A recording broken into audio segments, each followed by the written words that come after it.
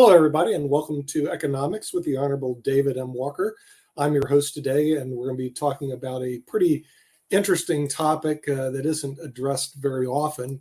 It's starting to be addressed more and more often. It's called student loans. And so the thing is, right now we're looking at a problem with has about $1.7 trillion and a very famous case that's coming down from the Supreme Court, Biden versus Nebraska.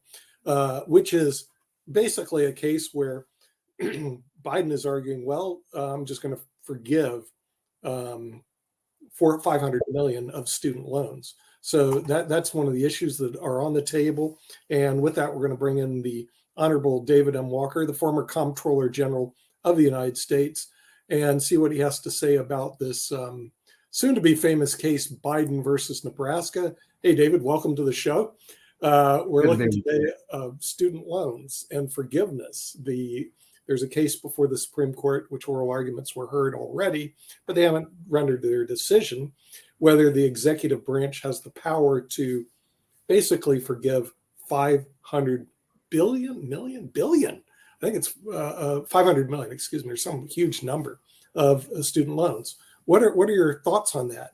Can they just wipe that debt away? Are anywhere from 400 billion to $1 trillion is what he's proposing to do. And the simple answer is, in my view, it is blatantly unconstitutional, and the Supreme Court will strike down his proposed actions. I also believe that it's irresponsible, given our current deteriorating financial condition and fiscal outlook. And it's inequitable, since it basically provides broad-based relief to people who provided no service whatsoever to this country. It's based upon a theory that the 2003 act that was passed by the Congress that authorized the Secretary of Education to exercise some discretion, listen carefully, for active duty military in the aftermath of 9/11, the president is now trying to apply that narrowly defined context to people that are fighting to protect our way of life, who are giving service to our country, to a broad swath of people who have not provided any service to our country. Only the Congress has the power of the purse. The Congress has not expressly authorized this. It would be a terrible precedent. Believe it or not, the biggest asset on the federal government's balance sheet is student loans. And he's talking about giving away anywhere from 25% to over 50% of student loans through executive order. So if you want to give away those assets, what are you going to give away next without congressional approval? So in my view, again, unconstitutional, irresponsible, inequitable, will be struck down. And frankly, in addition, in my view, it was a pure political play for votes. Mm-hmm. Yeah. We'll bring in some of our panelists. With that, we have CPA Lee Newton Rhodes, and also we have Mark Lee, who's going to join us. What are your thoughts about this? We'll start with you, Lee. Biden forgiving 500. I keep thinking 500 million. We're talking 500 billion. I mean, it's I have a comment and some questions. One is, where does he get the authority? Where does the federal government get the authority in the loan business to begin with? That's one. Two is, I think you're being nice. I think there is maybe a nefarious purpose in throwing away these loans. We see that there's no southern border. Now there's no financial security with the country. They're just destroying the country in any way they can, anything they touch. If it was chaos, eventually they would get something right. But they're getting everything wrong. I just don't get it.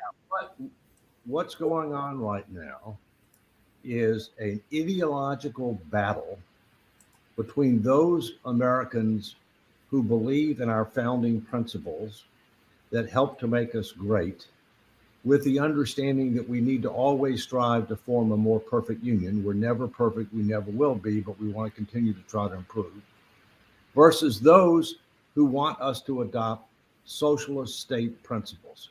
And in the first case, it's limited but effective government, individual liberty and opportunity, personal responsibility and accountability, rule of law, equal justice under the law, fiscal responsibility, intergenerational equity, and stewardship. In the second, the socialist state principles, it's grow government, increase dependency on government, take control of healthcare, take control of education, don't worry about escalating deficits and debt. And right now, over the last 2 years, the socialists have been winning. But now, with the Republicans taking control of the House, there's a check.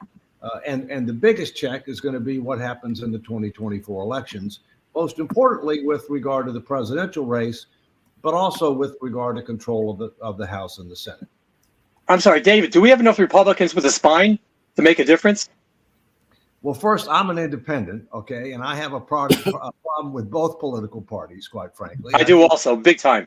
Yeah, I think too many of them, have confused duty of loyalty to party as transcending duty of loyalty to country. And if you recall, our founders warned us against career politicians, because they would become disassociated from the general public and would do what was necessary to protect themselves in their position, rather than to do what's necessary to deal with the broader challenges of the country and the interests of the country and their stewardship obligations. So, and in that regard, quite frankly, I'm for 12-year term limits, but that's going to end up taking a constitutional amendment in order to make that happen. Okay. Thank you. Well, let's talk about how did we get here, David. In other words, we're looking at right now, I think about 1.7 trillion in student debt, which is not anything to sneeze about. It's a pretty big debt. But shouldn't the Republicans eat a little bit of this because they passed the Bankruptcy Abuse and Consumer Protection Act of 2005, making it illegal to discharge student debt in bankruptcy, which when I saw that, and if you look at the timeline from when that took place till today, we had an explosion of student debt because what they do is they create people that are basically indentured servants in the United States because they can never get rid of this debt. So don't we have although in theory, Nick, if you say that you can't discharge this in bankruptcy, that should make people more prudent about whether and to what extent they would take on student debt, because it can't be discharged in bankruptcy, right? I mean, you can't get rid of it. The problem is that, like most government programs, they have a good idea, but they want to provide too much help to too many with too many subsidies, and the house of cards falls apart. I'm sorry, Dave, where's the good idea here? Where's the good idea with the federal government giving student loans versus the states or the actual universities? There's an idea. The one who's selling the product should give the loan, like they do in the car industry. Right. Good point. It used to be that the federal government would guarantee the loans, okay? But why? Because they're trying to increase education, in society in order to increase productivity, in order to increase opportunity. And let the colleges do that. Yeah. Okay. Well, let me come back to the issue. So the issue is that we are where we are. The question is where do we go from here? All right. For a long time, there were people who believed that you're not going to be able to make it in society unless you go to college. Well, that's fundamentally false. There are plenty of people who have made it in our country that don't even have a college degree. In fact, some of our greatest inventors don't have college degree, and billionaires, if you will. And so we need to rethink, our entire approach to education. We need to focus more on what are the needs of the economy as a whole? What are the interests of the individuals? How can we better match that? It may or may not mean college. It may mean trade school. It may mean some other types of developmental tools, if you will. And frankly, there are other countries that do a much better job of this than we do. One example of that is Germany. But again, the U.S. tends to say, well, it's a one size fits all. You need to go to college. It doesn't make any difference what college you go to. Doesn't make any difference what your degree is. Doesn't make any difference whether you finish or not. Well, that's all bunk. I mean, that's all bunk. So the whole David, program's got. I'm sorry. A lot of our economy is people working who did not go to college. Electricians, plumbers, construction workers. They're picking up the tab for this, are they not? Well, if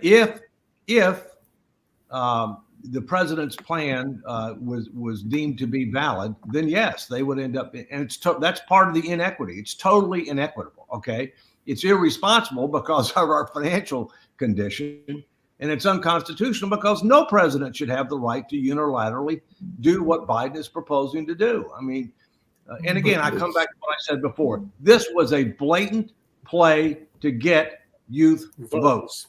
No, it's definitely a play to get the youth vote. But David, one of the questions I actually had a couple of questions as you were going is, and it actually comes to something that Nick said earlier, because I know that when I got my student loans, and I definitely had both the Pell Grant and a couple of other grants, and actually I'll even say what I did because I defaulted on them and definitely had to pay the consequences for that and everything. But I also know that when I got those loans, even though I went in under a loan-oriented program, because when I went to Marquette, I went under the EOP program, which is Educational Opportunity Program, which was geared toward minorities and those that were economically disadvantaged. So I actually fell into both of those categories coming from the rural town of North Carolina. But to a point that Nick brings up quite often, I don't remember any, and this was back in the 80s, so I know they're probably not doing it in the 21st century when my nephews are about to go to college in another 3 or 4 years, having any education around what is entailed in getting the loan. You just fill out the paperwork, you get the loan, and you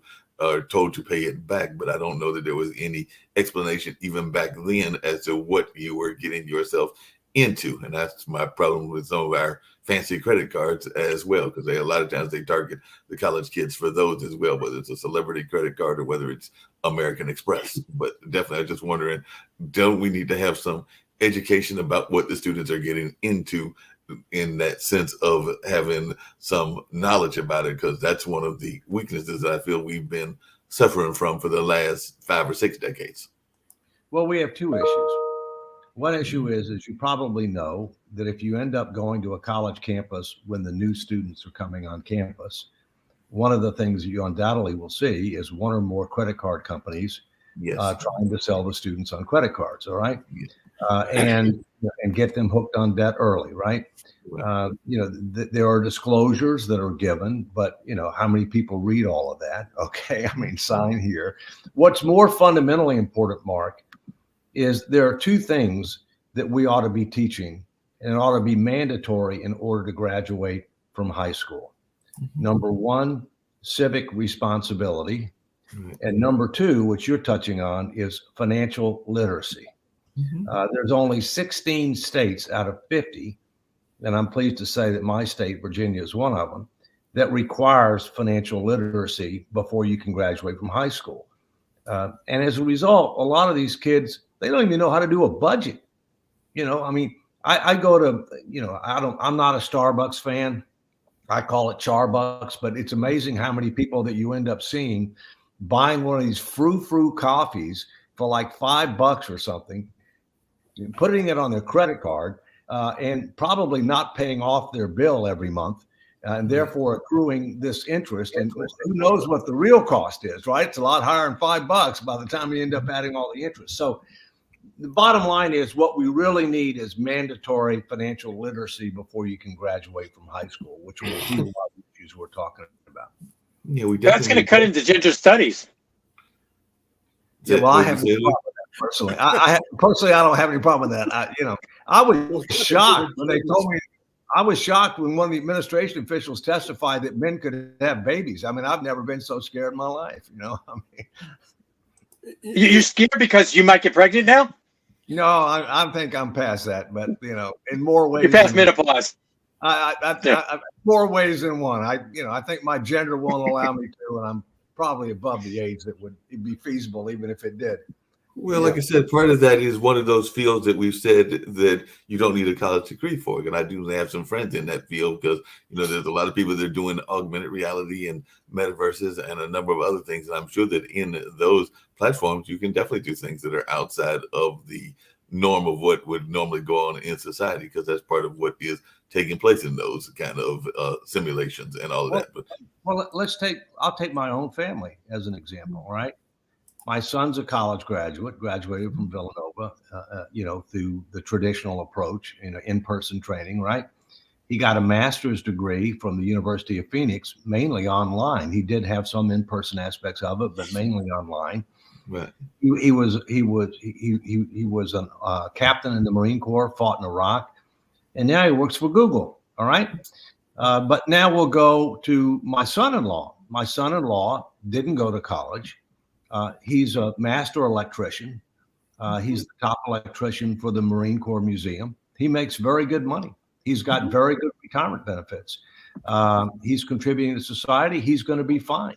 And so those are two examples in my own family where, I've got relatives who, one of which who did have a college degree, got an advanced degree after that, served his country, got a really good job now. The other one didn't do those things, but has got a solid job in the trades, and it's going to be just fine. Hey, Dave, I do have a question about that, though, because I've got relatives that also served in the military. Don't have any kids of my own, but definitely have relatives that served, cousins and everything along those lines, and definitely some friends. One of the things that I know has been going on for several years is that some of those jobs that you get in the military are easily translatable to the civilian world, but not all of them are. I know that sometimes that's parts of what happens in our police forces. So just because you were an MP doesn't mean that you're going to make a good cop. And I'm just using them as an example, but I know there are other fields as well. So as a proud Navy person, which I know that you are, what are some of the ways that economically that we're dealing with that, since this is the economic show and everything? And I sometimes get frustrated when I hear folks that had a very successful career in the military, and then when they get out, they wind up being part of our homeless population because they aren't able to get the equal job or the translatable job for what they were doing in the military. So I'm just wondering what, if any, new initiatives are going on in that field. Well, obviously some occupations and some assignments in the military have more transferable skills to the private sector than others do. Those that are fortunate enough to either be an NCO, a non-commissioned officer, or an officer, you don't get better leadership training anywhere than in the military. It is by far the best leadership training, if you will. Is that still true today? Yeah, I'm sorry to interrupt. Yeah, no, that's right. It's still true today. I mean, Jack Welch, most of you probably know who Jack Welch was, who was the chairman, CEO of GE. His number one source of new management talent for General Electric was captains from the Marine Corps. All right. And so it's good. But you have other issues going on, Mark. I mean, you have the issue of PTSD. There are a lot of vets, especially with regard to, the wars in Afghanistan, the war in Iraq, although, by the way, they weren't declared wars. That's another problem. We get into too many of these conflicts that we don't declare a war, so we don't know when it's over, and we stay there way too long. But we have a lot of vets that suffer from PTSD, and they are the ones that disproportionately are in the homeless population. They're the ones that disproportionately perform suicides. And one of the tragic things that we've got going on right now is take New York City is paying hundreds of dollars a day to house and feed illegal people when we've got all these homeless vets. Something's wrong with that. Definitely agree with you. There's something wrong with that for sure. And I actually see them right here. Actually, ironically, I think I was coming back on the bus last week, and right across the street from one of our major hospitals, actually Duke Hospital, and right in front of the VA was literally a person that could have been a veteran or just a person in general that was sitting there in the bus stop as one of the homeless folks. And I've also seen tent cities as well, even here in the small city of Durham. So yeah, that is something that is of concern to me as well. I've definitely brought it up on some of the other. I don't want to go off on a tangent too much. I agree with what you're saying, Dave, but one can make the argument, I don't, at least they're on United States soil. With the money we're sending over to Ukraine with an open check, we're paying for health and welfare and pension costs of people there. I don't get it. Nothing to do with the war costs, even if for those who support the war. All right. Well, first, let's talk a little bit about Ukraine. because you can only talk so long about student loans, right? But look, I think there are a lot of lessons with regard to Ukraine. Number one, Ukraine is a sovereign nation. Number two, Ukraine is not part of NATO. Number three, Ukraine is not part of the European Union. Number four, what Russia did in invading a sovereign nation was blatantly illegal and inappropriate. And the biggest concern that I have about Ukraine is that we are once again disproportionately bearing much more of the burden than we should. We have contributed both military assistance as well as economic assistance, but in total, we've contributed about 3 times as much as all other European nations combined. And some of the larger European nations have not come nearly as close to doing what they should be doing. For example, Germany, France, Italy being examples, if you will. And so I'm for supporting the Ukrainians, but I'm for taking a fundamentally different approach. And that is, we're not writing any blank checks. We will match the funding that's provided by European and other countries. But that totally changes the incentives to where Zelensky has got to start putting more pressure on European and other countries in order to get them to do more, and we'll be there to match them. And we can debate whether or not it ought to be 1 for 1 or whether or not it ought to be something less than 1 for 1, since we're already way ahead of them. But we've got to change the incentives and the accountability mechanisms. And by the way, the same thing has to happen with regard to supporting the basic NATO budget. You still got a number of countries that are not carrying their weight, and they're disproportionately relying upon the United States. When we were 50% of global GDP after World War II, that's one thing. But now we're 22%, and we've got serious problems of our own that we need to start coming to grips with. Hey, Dave, along those same lines, and I probably could get myself in trouble, and if Saj was here, he would really have it fit with what I'm getting ready to ask and everything. But would we have the same kind of reaction if it wasn't on European soil? I know for a fact that Eritrea and Ethiopia have been at each other's throats for decades, because Dad taught in Eritrea. That's why I know that and everything, because they had an exchange program between UNC and one of the Eritrean schools. Nigeria just had an election. It was a turbulent election, and there is no guarantee that they might not break out into war either within their country or within some of their neighbors. I hope that isn't the case, but I also know that was a turbulent election. So, and I'm just using Africa as an example. I could also go to Asia as well. So would it be the same reaction if things happened on those other continents that we are seeing in the reaction from the world in Ukraine? Well, I think it's facts and circumstances. Okay. In the case of Ukraine, you're dealing with a European country that is very important, at least as it relates to agriculture. They also are important with regard to certain minerals. And they're of importance not just to Europe, they're of importance to Africa, they're of importance to the Middle East. I mean, they're the number one grain provider to Africa and the Middle East, okay, as an example. Secondly, in the case of Ukraine, you've got a democratic country and an autocratic country. In addition, in the case of Ukraine, you've got a country who is got expansionist ambitions, if you will, that may go beyond Ukraine. Although I think, given how poorly they perform in Ukraine, I think you can forget about that. But I think it's also important to understand what is the larger significance of the conflict. Okay. It's tragic what's going on with regard to Eritrea and Ethiopia, but difficult to say, but true is it doesn't have a major economic or security impact on the rest of the world. No, I hear you what you're saying there, but that's why I brought up Nigeria, because Nigeria and Uganda actually are also some of the larger people in the lithium. And I know Uganda, I mean, I know Ukraine also has a lot of lithium, but those Yeah. countries have a lot to do with our cell phones, our computers, and a number of other things, which is the other reason that I use Nigeria as an example, both because of the recent election, but also because I know that it is more economically in our interest to keep that area stabilized. Mark, I'm not familiar that much with what's going on with the countries you mentioned. Is there a genocide going on over there?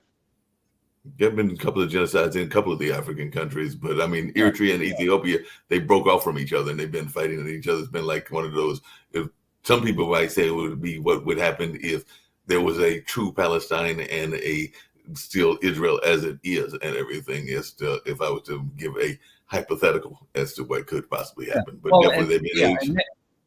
And next door you had Sudan break up, right? I mean, they were Right. fighting between Right. Sudan. And Right. here's an interesting fact. Okay, Nigeria is supposed to be the third most populous country in the world by 2050. Right, Who would exactly. pass the United States? Now, the other thing, Mark, that you mentioned, which is important, is critical materials. Okay,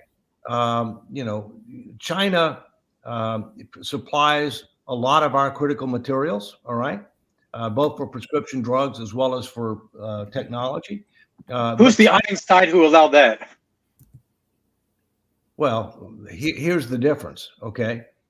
China has a strategic plan and they're executing on it. We don't. We have no plan.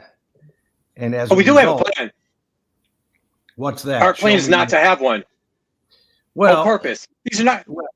Yeah, I will say that I think one of the reasons that we don't have a plan is we don't have an autocratic system, okay? But secondly, because people don't want to be held accountable. They don't want to be held accountable for results. Hey, Dan and Nick, I don't know if you guys 100%. heard about this, but I've heard this mentioned, and it's actually been mentioned, theoretically, Marcus Garvey, who was all about it and everything, but apparently it's actually being put out there again, and it's been put out there a couple of times. But do you think that there will ever be a chance that certain countries, whether it's Europe, because I know that there is the European Union, but there's also talk even in Africa of creating what would be called the United States of Africa. So that would mean like all those African countries unifying and being under one sort of rule, kind of like what's supposed to be happening in Europe at some point or another. But do you think that we will ever see that on either of those continents and everything where it is actually done? Because I've heard that happening and being mentioned in some social media rooms that I have been in, and there's been some interest in that notion, but I don't know that it's economically sound or even economically possible when a lot of those places, and we can even go down to Latin America, aren't exactly monolithic and don't always have the same types of government. I'm actually surprised that the European model has worked as well as it has, but I was just wondering, do you think that this is something that the U.S. from an economic standpoint needs to be concerned about if those countries, whether it's in Africa, whether it's in Latin America, or whether it's supposedly been what's happening in Europe, are actually successful and we have these United States of multiple countries, kind of like NATO, but instead it's the entire continent? Nick, I think that's to you. I mean, possibly at some point in time, but I'm not giving up on the student loans because I do have some ideas.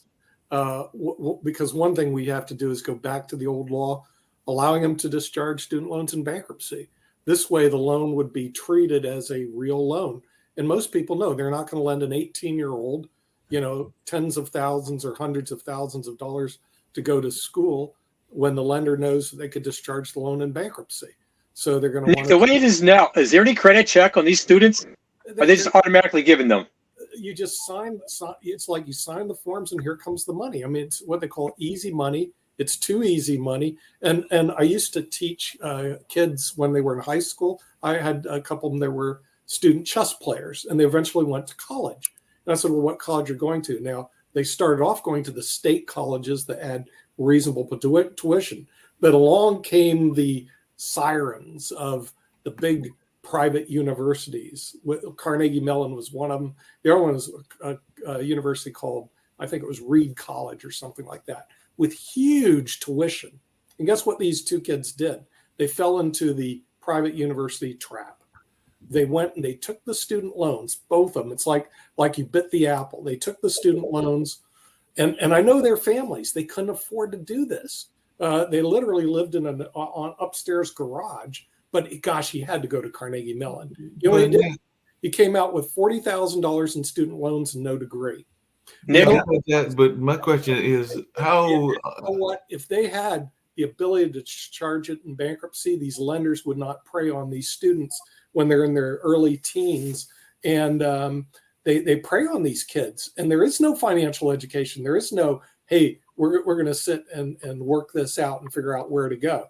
Now, in our situation, Nick, you're forgetting one big thing. Yeah.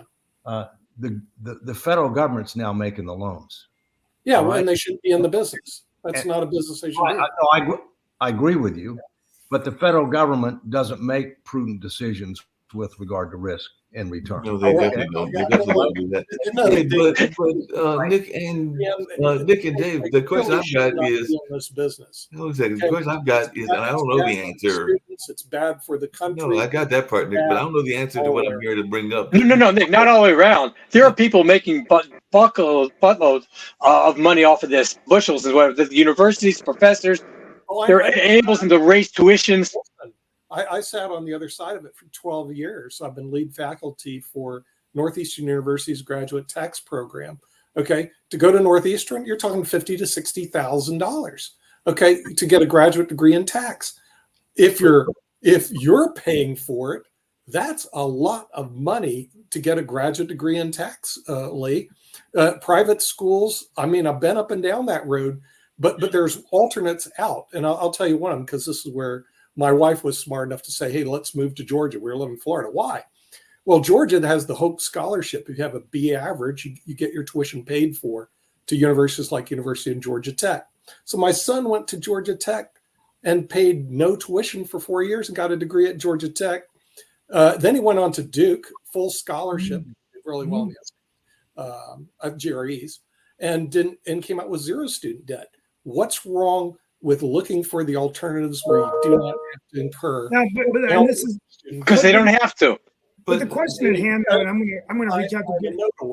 But David, in this case, the Supreme Court argument, what I think they're saying is that many of the justices are saying that this is a congressional decision, and that this amount of money couldn't be just saying a president giving an executive order saying forgive all of this debt relief, right? I mean, correct. Do you think that's fair that we should just say that it's no different than congressional appropriations or in anything that is an act of Congress, and that you can't just do an executive order and say, do this?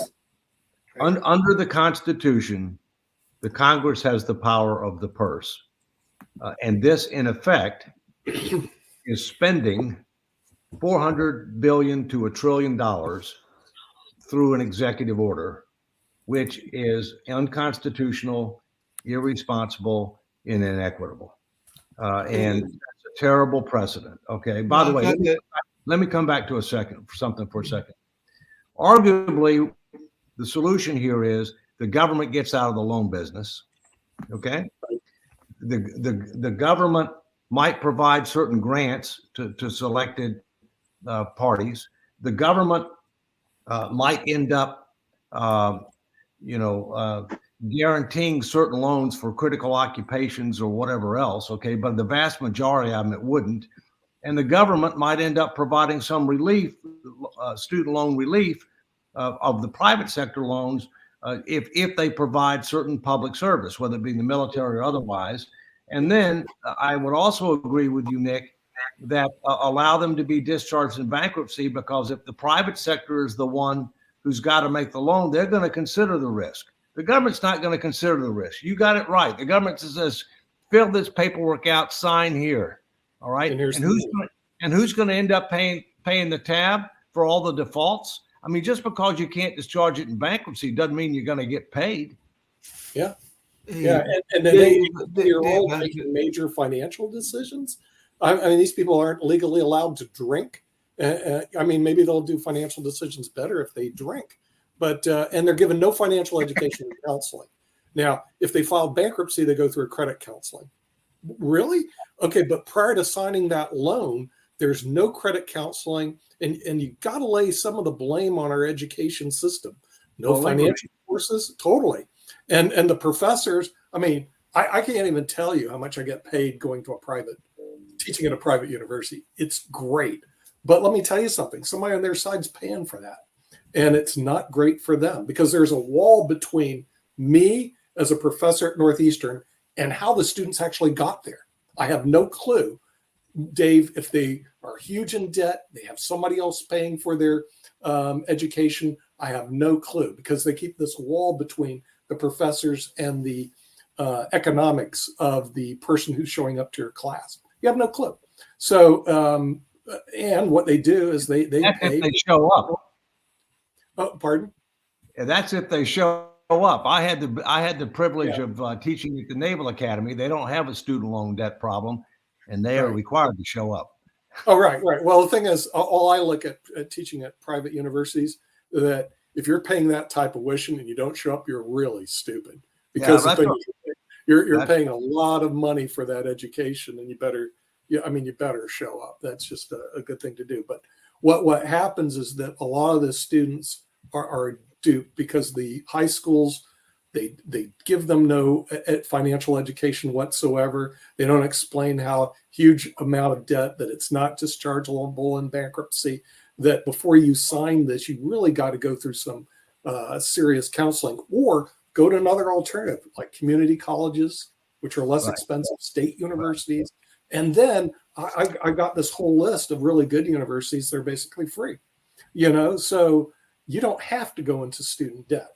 And so the thing is, somewhere along the line, we need to change this situation because it's getting bigger. 1.7 trillion? Are you kidding? But why are these universities charging so much? I mean, I think it's really because they can. Yeah. I mean, the bottom line. I mean, recently I'm going to do this in my monologue on World Edition.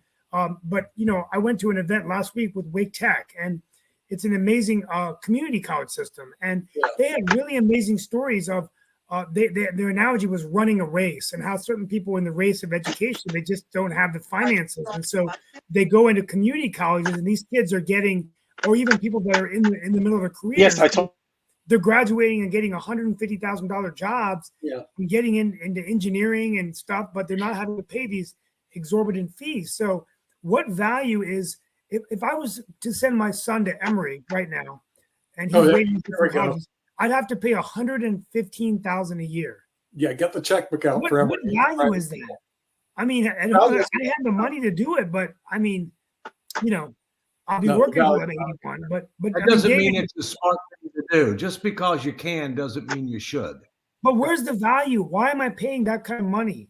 Why am I paying $150,000 or $200,000? I mean, the state universities, we're getting a steal of a deal of Carolina for our daughter. That's true. She's in state.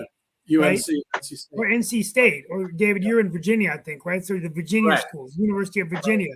Probably very competitive to get in there from Virginia. The University of Virginia is a top school. You got Virginia Tech engineering. Randy Woodson, our chancellor, says if you don't get into state or Georgia Tech, you go to Virginia Tech.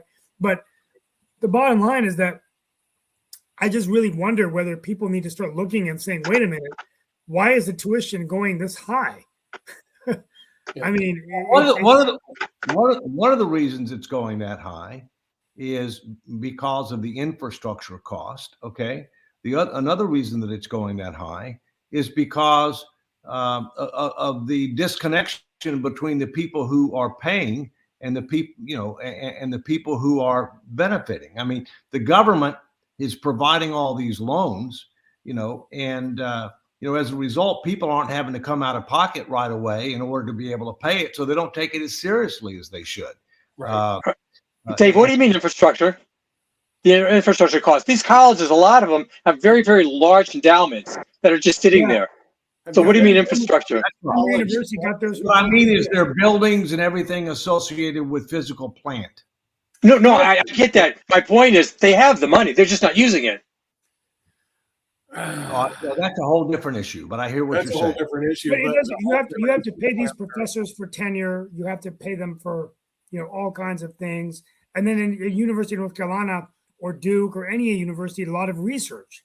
So one of the advantages I see for the larger universities is, You've got to keep the professors. You got to pay them. You got to tenure them. Money coming in for research and the sciences and engineering at NC State, and maybe, David, the answer is commercializing those technologies that they're building in the universities and then getting revenue from that.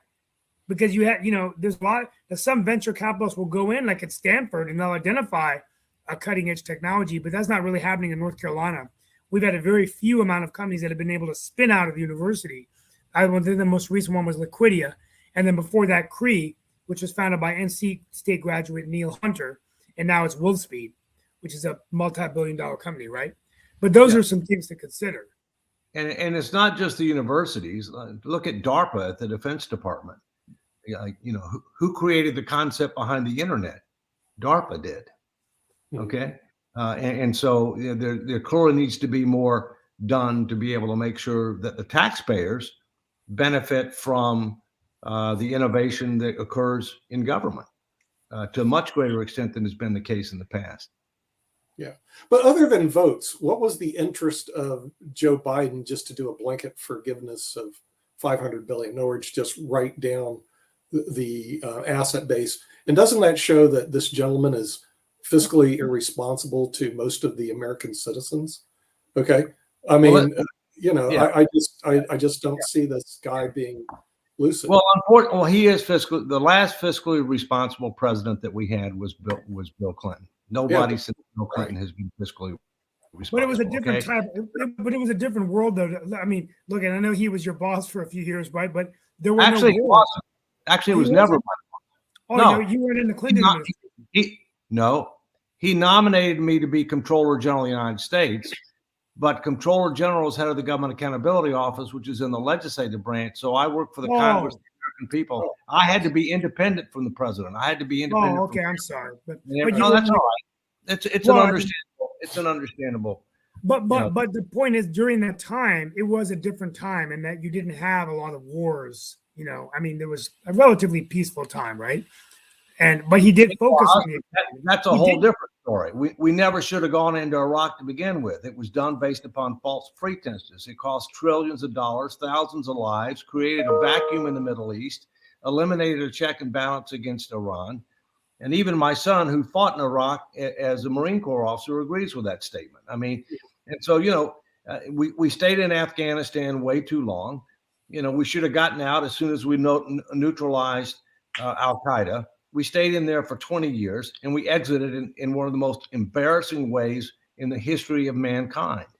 So, I mean, but people made those decisions, but they're not adequately being held accountable for those decisions. And that's part of the problem with our system. Mm-hmm. Yeah. And don't we have the Government Accountability Office, which says we have a lot of government, but no accountability? That's what's going on in the GAO, because the way I see media, which is supposed to be the fourth estate, they're supposed to bring up these issues, David. And other than seeing you on 60 Minutes years ago, they're out to lunch on these issues. It's almost like the government's broke, but we're going to ignore it. Social Security's broke, we're going to ignore it. Medicare's broke, we're going to ignore it. Student debt's 1.7 trillion, but who cares? It's like our total fiscal responsibility seems to be totally irresponsible. And the candidates and the media just don't seem to address these issues. And Washington, D.C., I don't think they're helping out any. Stay tuned. I'm going to be testifying before the House Budget Committee. Originally, it was going to take place this Wednesday, but it's been postponed. We don't have a date yet because the president is going to submit his budget to the Congress on Thursday, only a little over 5 weeks late. Let's see what he proposes. But preliminarily, what I hear he's going to propose is additional spending, more mandates, significant increases in taxes, and no basic plan to be able to address the disease, which is out of control spending, in particular mandatory spending. Dave, I have a question for you. Is there any reason why zero-based budgeting is not more common in government? Yeah, because government doesn't want to do zero-based budgeting. I mean, I can tell you that when I was head of the Government Accountability Office, one of the things that I demanded in addition to having a plan and to focus on outcomes, was that when we prepared our budget every year, that we did not start with the base. In other words, we didn't say, all right, how much money we get last year? What's inflation been? What else do we want to do? And just add on to it, assuming the base was okay. That I said that anything, for example, that was a one-time investment, whether it be technology or whatever it might be, we take that out of the budget. And that we started adopting a zero-based concept, all right? But part of that was because of the leadership from the top, and part of that because we're supposed to be in the performance and accountability business, and I'm a big believer in leading by example and practicing what you preach. A vast majority in government aren't that way. A vast majority of people in government that are part of the bureaucracy, want to assume the base is okay and just build on it. A vast majority of the political appointees that are in government are only there for 2 or 3 years. They're not focused on economy, efficiency, and effectiveness at all. They're focused on, PR and sexy policy issues and things that they can start and complete within their tenure, so they can say that they accomplished something. So, the whole system has got to be re-engineered. Mm-hmm. Yeah. Thank you. The only question is, when is this going to happen? Because one of the problems that I've seen, David, is that there's a country called Venezuela, which is just south of us. It has the largest oil and gas reserves in the world, larger than Saudi Arabia. Can you imagine? And what's happened to Venezuela? Well, they decided to embark on this socialistic agenda that made everybody happy. And today they're completely broke. Nobody's happy. And nobody's happy. Right. The elites. Right. I've been to Venezuela before too. It's just so sad what's going on in that country. A democracy that's just been completely destroyed. They destroyed themselves, Steve. See, here's the poster child of what was a very wealthy country. The road to hell being paved with good intentions. Let's forgive student loans. Let's spend more money on worthless projects. And let's make everybody a socialist. Let's do reparations. Let's do all this stuff. Okay, and they did it. And today they're all broke. Yeah, I wrote a paper on that, Emory. They also used import substitution. They try to produce their own domestic industries with state-owned industries, which typically doesn't work very well. The India richest used to do that as well. country in South America. Now, let's go look at the United States. They're heading to this road of perdition. There's absolutely no question. If you looked at the economics of what they're doing and their projections, we are heading to the route of Venezuela, where we're going to be broke. And the thing, we're broke already, but we're going to be Venezuelan broke, which is big time broke. So we'll be the richest country in the world, just like Venezuela is the richest country in Latin America. But our leaders in Washington don't even see it. Yet it's written everywhere. Everywhere you go, everything that you see, all the demographics that you're seeing with Social Security going broke, Medicare going broke, the country's broke. The debt level exceeds more than 100% of GDP. That's Spain. Stay tuned for the testimony later this month. Yeah. Well, I mean, I don't want to paint such a negative picture, but any person who is wealthy in the United States will be looking for their exit visa to Canada or to some country, which almost any country would do today, that's better off financially than the United States, because we're in a heap of trouble, and nobody in Washington wants to acknowledge it. Instead, let's give away another $500 billion. We don't have the $500 billion to give away. But typically the United States, I don't know why we continue to be able to do it, because we can print more money. I mean, sooner or later. Well, you saw what happened when they did that. It was called inflation. Okay. And that's what happened in Venezuela. That was one of their solutions. They printed more money. Now you take a wheelbarrow of Venezuelan money to the grocery store, then you go to the grocery store, all the shelves are empty. So you know what they're doing? They're leaving the country to come to the United States. By the way, big mistake. They need to go up to Canada. They're more fiscally sound than we are here. But they're leaving the country of Venezuela, the richest country in Latin America. So because you have this book, America in 2040, right? Still a superpower. America in 2040 may be broke. It may be Venezuela in 2040. Don't forget the question mark. Yeah, yes, it does say. By the way, there's a good question mark. Maybe next week when we have David Walker on, Fareed Zakaria brought up some good points about China and it's changing in the world. It's changed on the nuclear strategy, the economy. And, you look at the U.S. now, in the old days, we had the former Soviet Union, but of course, you're going to have a much weaker Russia, but you have Russia, China, and North Korea. The fact of the matter is we have more nuclear warheads pointing towards our country now from all of these countries eventually. Plus, let's not forget Iran, who's now sitting on a nuclear weapon. I mean, this is ridiculous. And we, any president of the United States, we're saying, well, let's go talk to Saudi Arabia. Let's go talk to Iran. I'm going on a limb and saying, look, I don't think we need to have a foreign policy that's working with any of these countries. But, well, in reality, what should happen is that we should eliminate a vast majority of the nuclear weapons and just have enough to deter nuclear war. Okay. I mean, we spend a huge amount of money. We've got enough nuclear weapons, to be able to destroy adversaries multiple times over, which makes no sense for us or for them. The other thing you got to keep in mind is that, the Soviet Union was never a true superpower because it was never an economic power. Yes, it was a military power. Yes, it was a diplomatic power, but it was an economic power. And I'll give you one quick story where we talked about, equality. I mean, I went to Russia the first time in 1979. That was the heart of the Cold War when Jimmy Carter was president.